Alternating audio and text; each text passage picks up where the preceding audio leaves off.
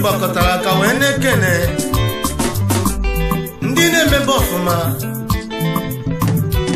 ndị na-eme ife a na-afanye n'obodo, ndị na-enyere ugbo ogbenye aka, ndị Chineke gọziri agọzi. Ka a na-echeta ndị na-emebe ọfụma, ka a na-echeta ndị na-adịghị emebekwanụ. Ka Chukwu mere anyị ka ndị agha aka na-esighị ike ka fa bido mewe mmemme n'afọ Jizọs Kraịst bụ onye nwe anyị. Amen. Chetanụ ndị na-ememe n'ọfụma ka anyị kene n'ụfanụ. Chetanụ ndị na-eme mmemme ka anyị kene n'Olisa, maka na elute n'obodo na-enwere ndị Chukwu demenedemenu. Ọ bụ gịnị ka kafa kama na amasị n'Olisa bi n'igwe kafa debe anụ ndụ. Esuka tutu mebido wepụwa okwunu, enwere ajụjụ na ajụ n'udo. Mmadụ niile ọ ga-abụzi ọgaranya n'elu ụwa nụ? Mmadụ niile ọ ga-abụzi ogbenye n'elu ụwa o? Ajụjụ ka nna jụ onye nwere olu Samuel.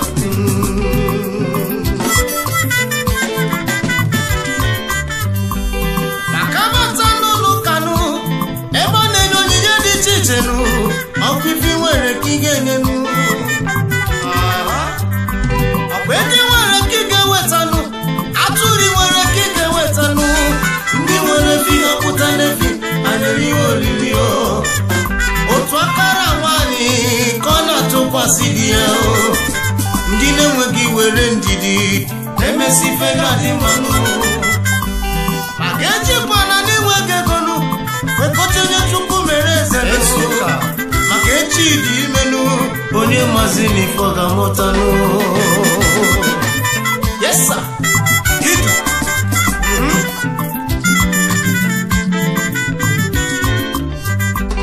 Anyị ejebeze na Nnewi nụ. Ụmụ dịkwa Nnewi nụ ka na-edenụ. Njezenu bụ n'ezoghị nụ.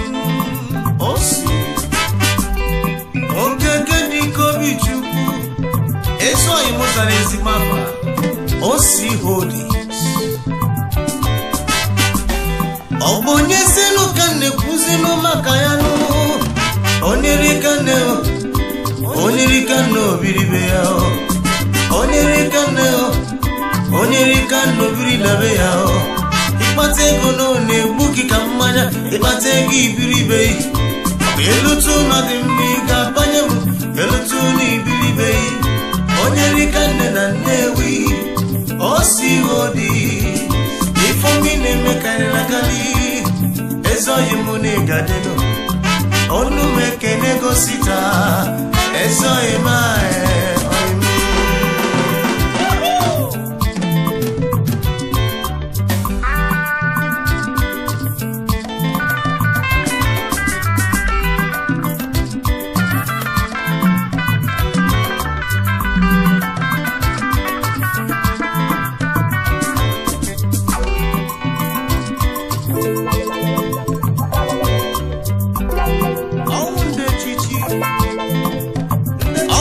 chichi ndị Chineke gosiri agosi. Mmadụ na-esikwa n'aka mmadụ afụ ụzọ, maka enwekwa na nnukwu n'ife mmadụ ibe. N'ifi na mgbe ị na-enwe aṅụrị na mmadụ na-aga n'elu, otu aka Olisa bi n'eluigwe si na-eleta gị, na-agosi ife niile ị na-eme. Ma ndị na-azụ afịa, ma ndị na-alụ ọrụ, ma ndị a na-enyere aka, ma ndị na-enyere mmadụ aka, ka anyị niile jikọta obi ọnụ, ka anyị na-alụsi ọrụ ike n'ọkwụ n'ofu ala jika na-achịrị efi. Ọ ya abala anyị n'ife. Yes sir. Ikolo ndị gọziri Solomon ṅụrụ ịbanụ, onye mere eze Solomon gbaba egwu. Ndị gọziri Solomon ṅụrụ ịba, unu soro tebe egwu ọgụ, unu soro m gbaba n'egwu.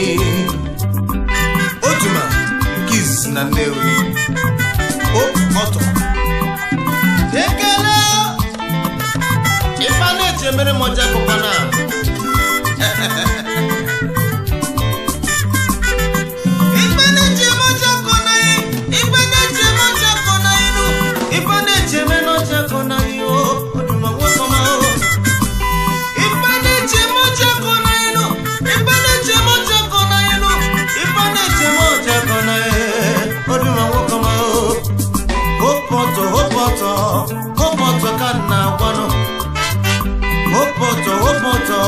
hopoto ka na-ekwunu maka ya ndị agọziri agọzi ndị nyere nwanyị ọma ndị nyere di gị mmanụ ndị kpatara ego juru oyibo ndị anyị bịazie n'anya mmadụ ekwuru egwu mazụbenanụ egwu maka na iji na-ejenu egwu maka na ọbụbanala sari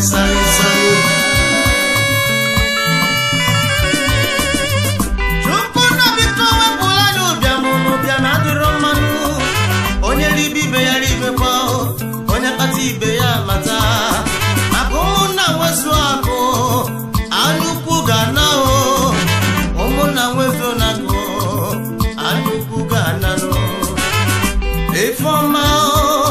Ifeọma ka anyị na-achọ n'udo ife oyoyo Ifeọma ka anyị na-achọ eze Ebube Dozie Chukwu nna bi n'igwenu dịka anyị na-ekpesaranụ biko wepụrụ anyị ụbịam ka anyị bịa ụwa ndụ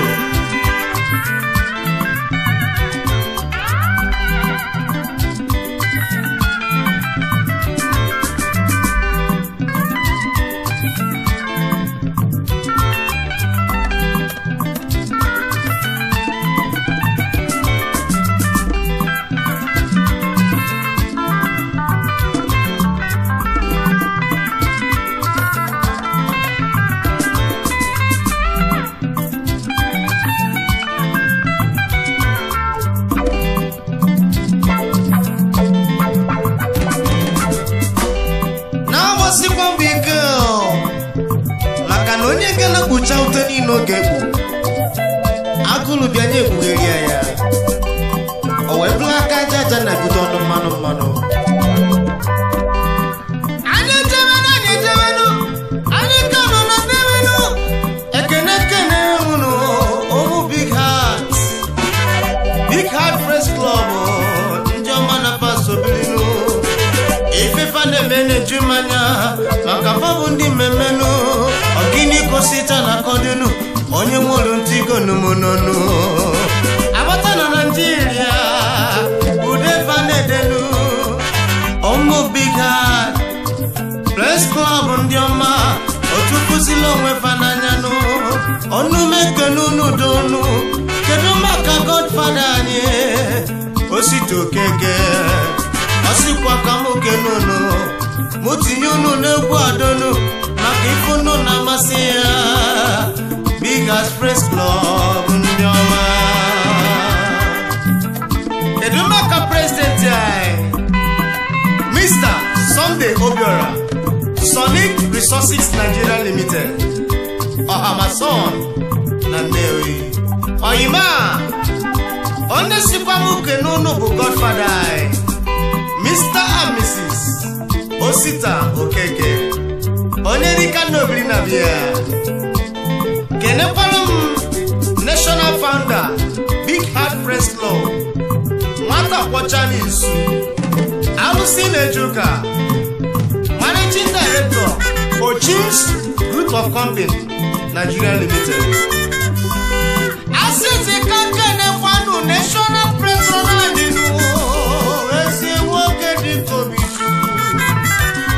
onye nna ifi na-efiwe na-esokwa na-aga n'ihu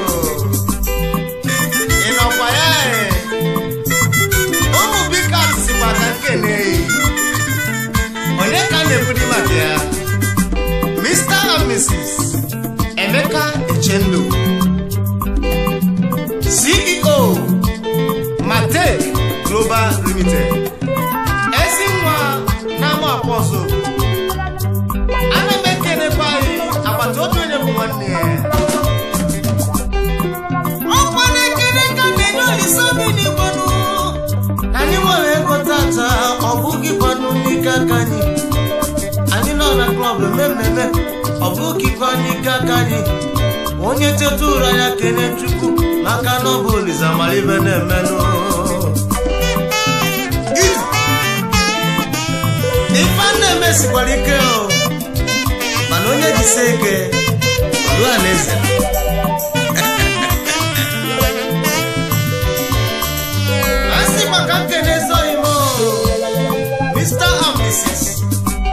nọnso ude n'obi ofia Nnewi Chikosizi ejenu ezoye oyimumu na ya bidoro egbulu ejebezi na China oluzebe ahụ bụrụ impọta taiga tubata ya nuko na-elezinu onye bụ taiga na-apịa zuru ya ọ bụ n'ezigbo ya nọ anya mkpụrụ ụwa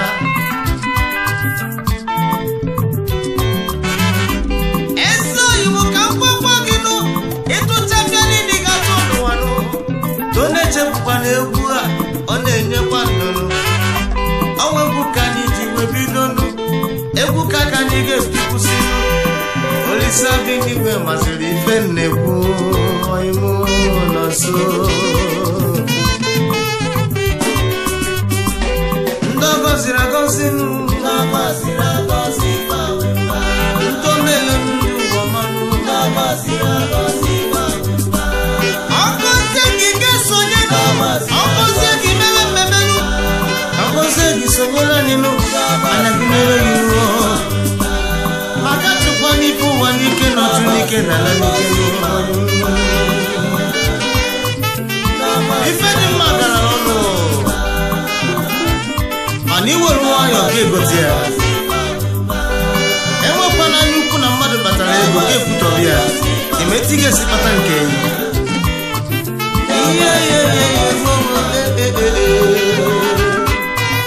ọ ife mere mere Daliba Daliba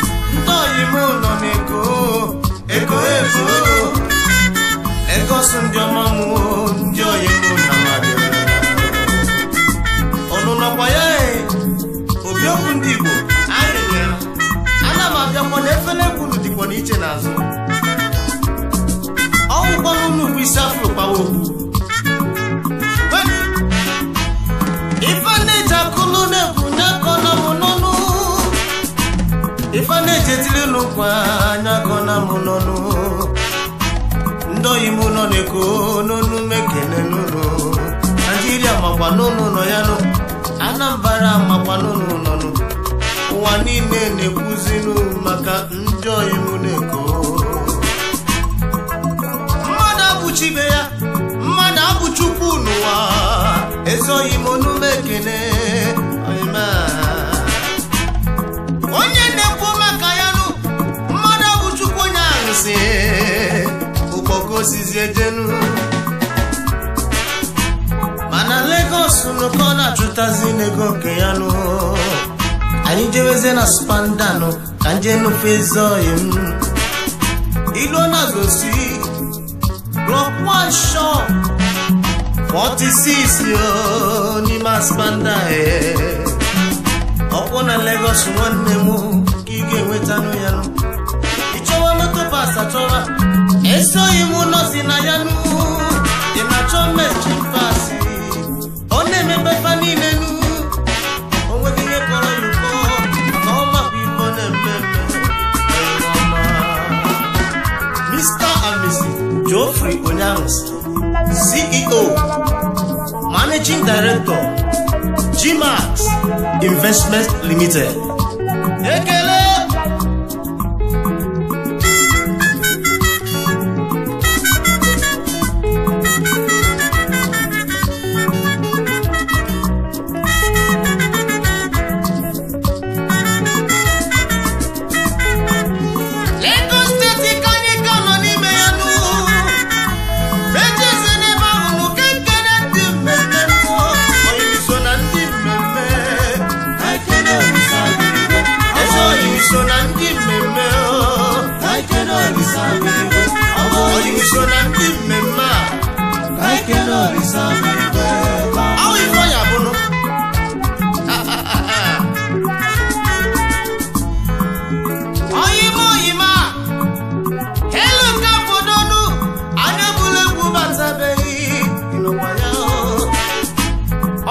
cash matter. Kedu maka nwanne gị ho Cosmas Okafonu ụmụnne na ndị vuzi n'onwe fananya no Cosmas Okafonu eso imunu anya gule bubatabe inu oh you Cosmas Ugochukwu tubelu nnewe ụmụdị mgbago sizejenu yes sir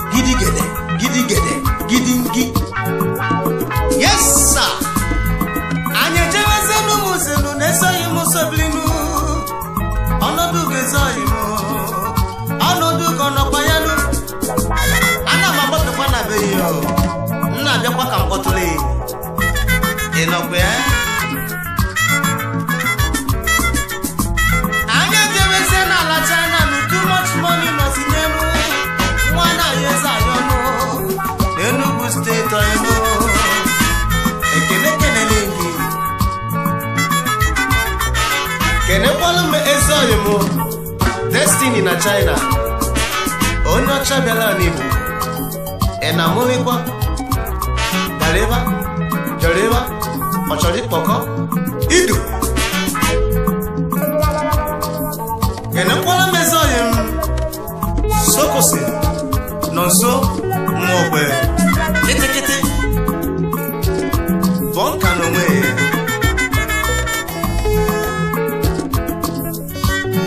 mechefukwa n'ugodi asọ Nnewi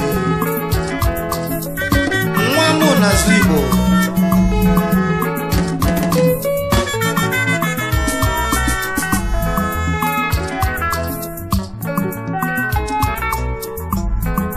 anyị jewenụ na Chineke na-edukwa n'anyị ife njisi ka nchetasị unu n'otu n'otu bụ unu marụkwa na mụ na ya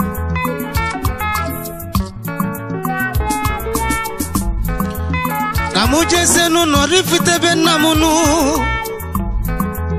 Kamujezenu no bodo nemunumunu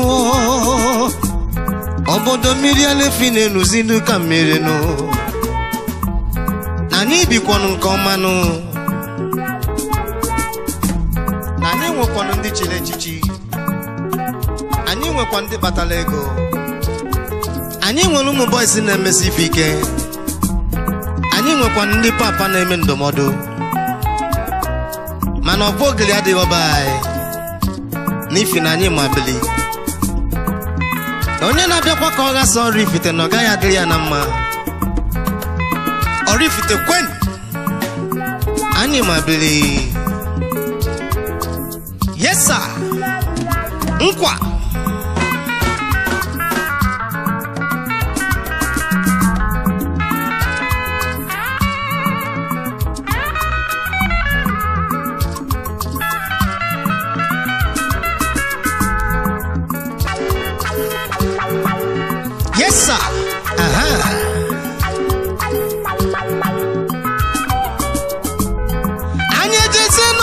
Fite n'ife juru na banyinu agamaponi ndị galidibie anyị kenesa isi afụrụ kwawa okwu ego na-eje ije onye mmemme ọnụ mekene gị sa oyim Semeko nwanne ke mụ n'onu mekene yinu anyị na-afụzi fine menu anyị na-afụzi nụ ya nụ onye dị gị n'ọnụ na-azọrọ n'ụkwụ maka na ife abatawo na bai ọ na-awofu mkpụrụ aka dụta mmanụ nye ezu ọra niile ọnụ asị ka nkenekwa nwa okorobịa Chineke chọrọ mma Chief Alolo Nna Nsọfọ agụbụ egbe nke izizi na Nigeria anyị na-afụkwa ife na-eme onye si na agbamakwụkwọ abụrụ ife o mecha anya mere anyị mpụta nwa na bịa nụrụ nwa m na ife esonia agụ n'igwe egbe yes sir ka nne chetakwa nwanne nke m bụrụkwazi ezi oyi m nwachi m ọgbụ agụ nke izizi n'ala Nigeria Sir Eugene Nwora ọwụ onye mmemme anyị nwekwara ife ukwu na Oraifite kedu maka Chief Samuel Chukwujama Odudu Warrior nke mbụ na mbụ na anyị na-afụkwa ife na-emenụ n'ọbụ nwa tọta nwanụ anya na-ebi ofumanụ anya fụzie n'ogbu ofe okwute keneze n'ọnọzi ya nanụ Chief Echezona ọnwa egbuchina ọ bụ ndị nọkwa n'oyi company Nigeria na-eme na mmanụ na-aga ọfụma ịnọ ndụ igwe na mgbe mbụ ka a na-akọkwa n'anyị bụ ndị Oraifite ọnụ mana tata agbalụsa ngene ama na-ekulu anyị na-ahụ n'ifi na Chineke agọzie na anyị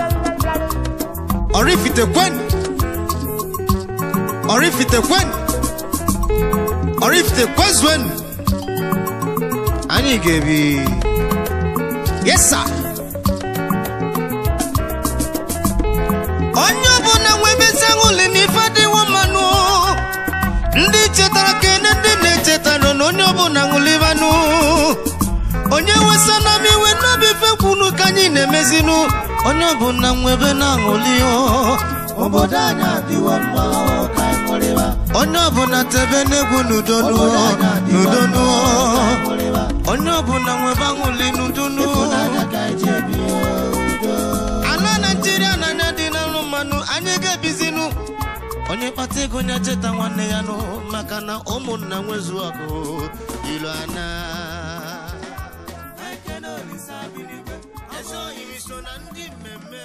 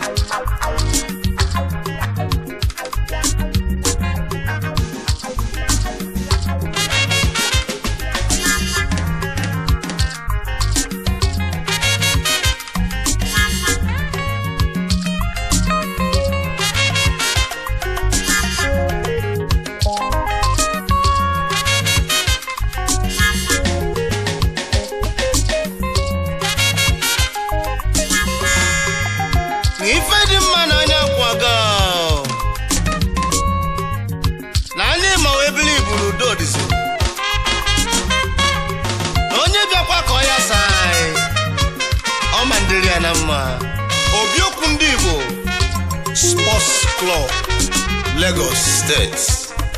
Aninia. Ni fama mena mabukwa n'onwe ya. Asinu kwanzi zeke kotalonu. Nona afia doka agbachie ya. Obiokwu ndị Igbo kwen. Ịfụnanya. Obiokwu ndị Igbo kwen. Ịdị n'otu. Obiokwu ndị Igbo kwezuen. Ọganiru. Ọnụ ya agbakwa egwu Yes sir. Ọkọdị.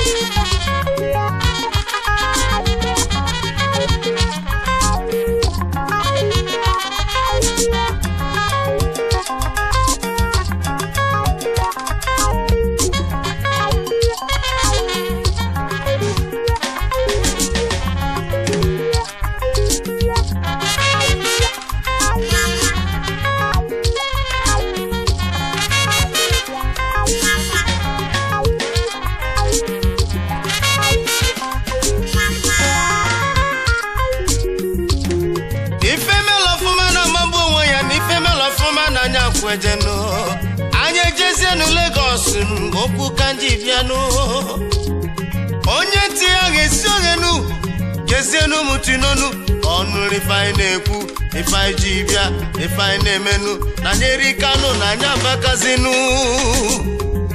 ndị mmemme na anyị nọ ya ndị na-eme Nigeria na anyị so webirinu obiokwu ndị Igbo niile ka na gwazinu ekwu ka anyị jizi bịanụ na onye nwere ukwu ọyọribe egwu onye nwere ukwu oteribe egwu udo ka anyị jizi bịanụ anwụrị ka anyị jijejenu ọganiru bụ ka anyị nụ progress ka anyị jeje obiokwu ndị Igbo kasị akasị na Nigeria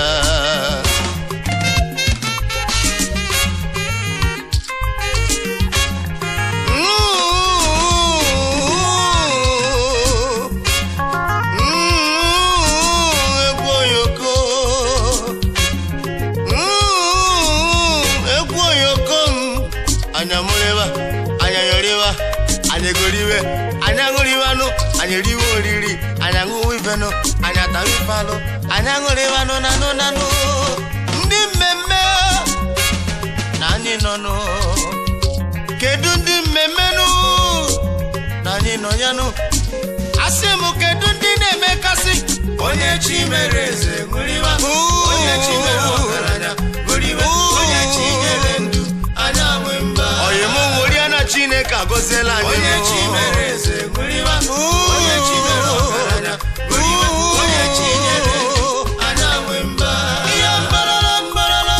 onye chi mere eze ṅụrịwa onye chi mere ọgaranya ṅụrịwa onye chi nyere ndụ anya nwe mba ọkọdị onye mechikwa n'ọnụ na-eri ma gị na-erikwa gị na-echeta na ndị ọzọ eribeghị ọ ga-abala eribe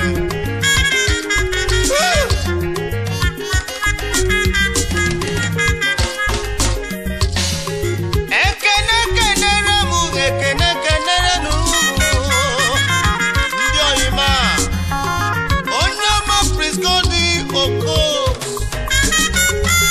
idumụta Lagos nwanne m ka ọ na-azụzi afịanụ oyimu n'ọnụ m ekeneghị oyimu n'ọnụ m ekeneghị ọnwa oyoko ọnwa na-etikwanụ jam ọnwa na-eti ọnwa na-eti ọnwa na-eti na-etinu ọnwa na-abịarinu ọnwa the king of bịarinu ọnwa ezi oyimu dodo anya ejewezenu Lagos anya batazie n'Idumota anya chọwezie king of bịarinu ọnwa onumekere gị dodo Goldie Okos ọnwa ezi oyimu ọnwa oyima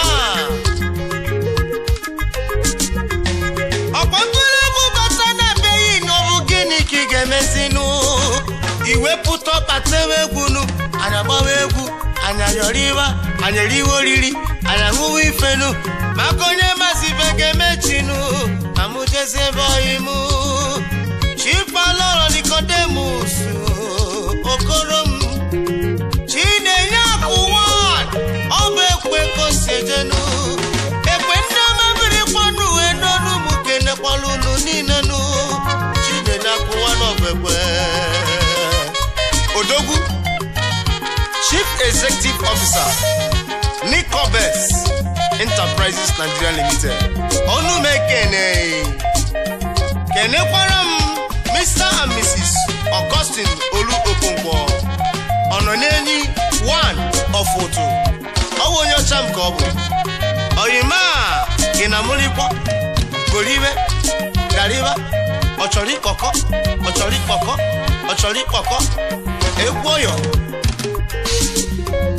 Chukwu wetibe ji eme mmemme ka anyị nwebese na ṅụrịnụ ndị na-atabụbụ n'ụwa nụ Chineke chetazienụ banụ maka ụmụnna nwesu akụnụ nsi na-adala ụmụnna nwezuze na akụnụ ọkwanyukwu ga-akwụsịnụ ụmụnna nwezo na akụnụ nwanne agaghị egbu nwanne ya ụmụnna nwezuze na akụnụ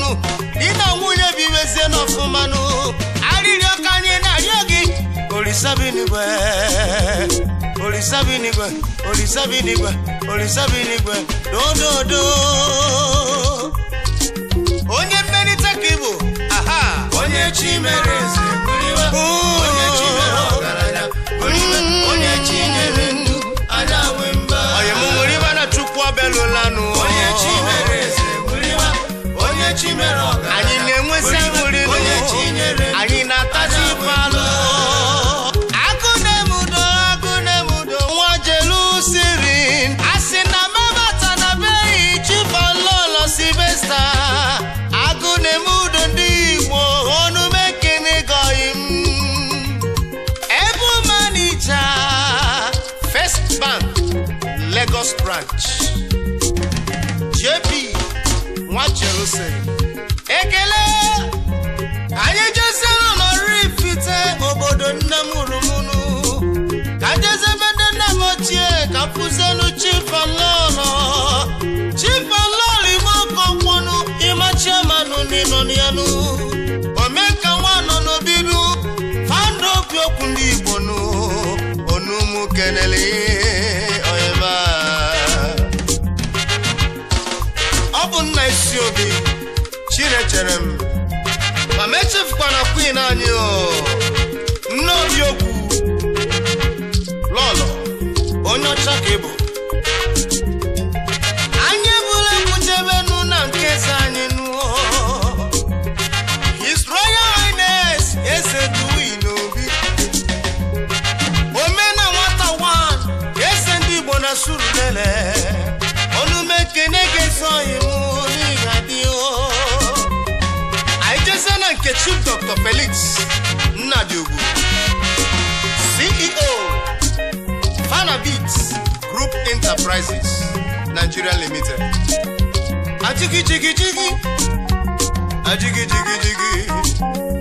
ajigijigijigi ezoghị m ajigiji of Lagos Daladi Ebube one of Ebenator anyị kene Chifalolo nụ onumekene Chifalolo emenike ọnọ n'enyi oseke na Weslifte gị seje ekele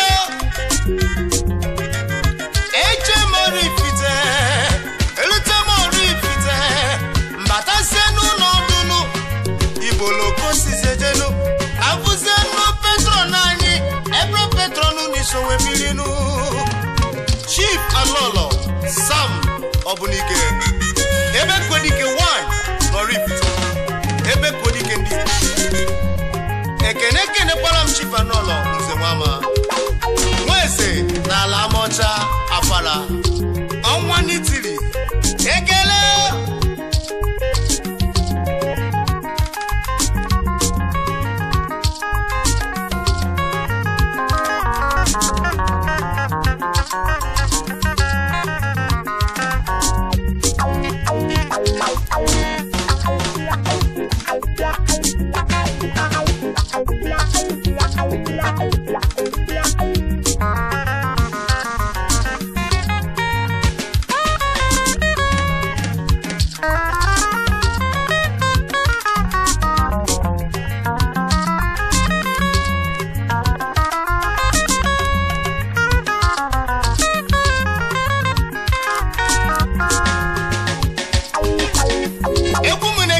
Chifalolo Imachude Ibeneme Ide gburugburu na Leko esi nwasi ihe mbosi eje nwanne m agbata obi onye bụkwa nwanne ya ekene kwalụ Maazị Ndụka Mbadiwe ukwu na plutiki itebo ya ju n'isi n'isu ọkụ isi na-ebu ogidi o isi na-adịghị ebu ogidi bụ ogidi agbajipụ ya onu Odogwu ekene kwala munu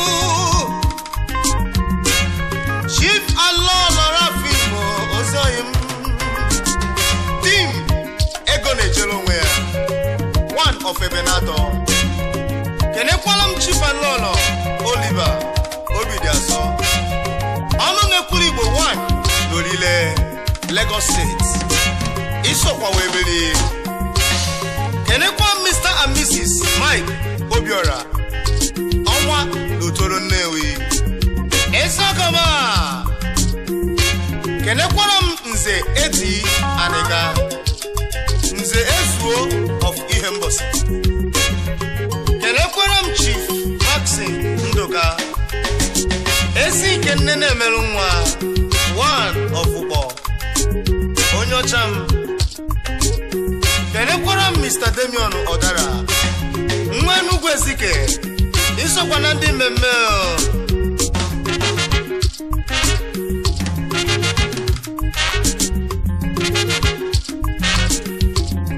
anyị na-ekenazi kwesị oyi n'ụkwụkwọtenu nwanne nke nunu onye na-ekwokwu ya nwere ifo na-emere ọrụ ifite na anyị mazinu Nsevenu agha odogwu agụọ na-edorọrụ ifitenu onye ọcha n'iso wetilinu anyị ekelenu ezi nwanne m anyị ekelenu ịga dizinu ọgodo nwanne mmadụ ekene kenekwara Maazị Chukwudi Amaechi amalụsangene ndị Igbo one n'Olile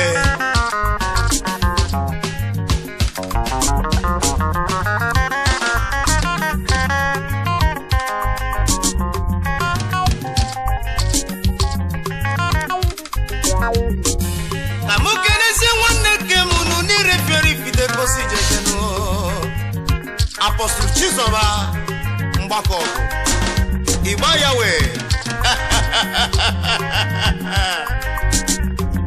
Kamukeneza yimunu na newinu umundi kwa newi kosejezinu Obi nwano kekenu Omebi odokwa eso yimu Inopaya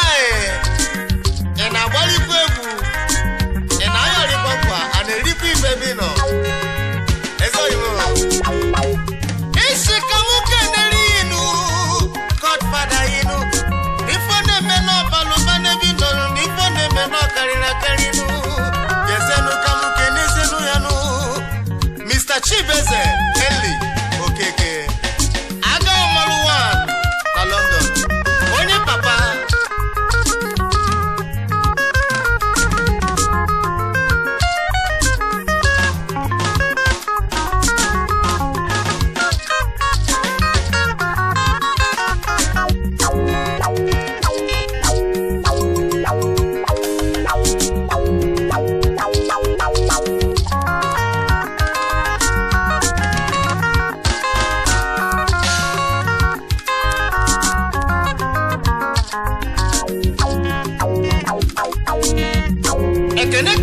Mr. Dozie Ngube Dodo mmiri ukwu na Kano ọnwa na mota ịnakwa na ịnangeji ya asị m ekene kwara Mr. and Mrs. Batromi Ifedoba Ochudo one n'Osogbo Oyoyo na Lagos ekene kwala munu ezoghị m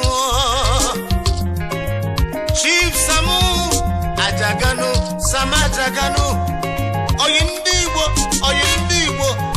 Igbo na Lagos State ekene kwa Chief Joseph Nsewi Onowu Obiokwu ndị Igbo na Isobilinu Ifamalome na Nnewi Ifamalome na Mabonwe ya esoye mu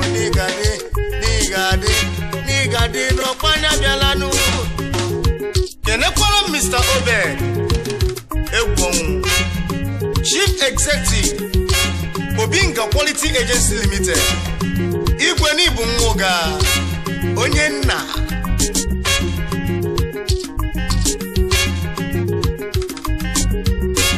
ekenekwara Mr. Uchenna Ejindo CEO Ejinel Global Limited Okuloka Dogidi Inokwaya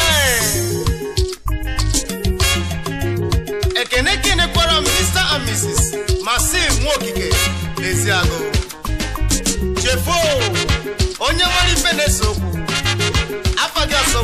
onye chi mere eze gụrịba onye chi mere ọgaranya gụrịba onye chi nyere ndụ anya nwe mba onye mụrịba na chukwu ọbịalụlanụ onye chi mere eze gụrịba onye chi mere ọgaranya anyị na-enwesi aṅụrị onye chi nyere anyị na-atachi ife alụ onye chi mere eze gụrịba onye chi mere ọgaranya gụrịba onye chi nyere ndụ anya nwe mba onye mụrịba na chukwu ọbịalụlanụ onye chi mere eze gụrịba onye chi mere ọgaranya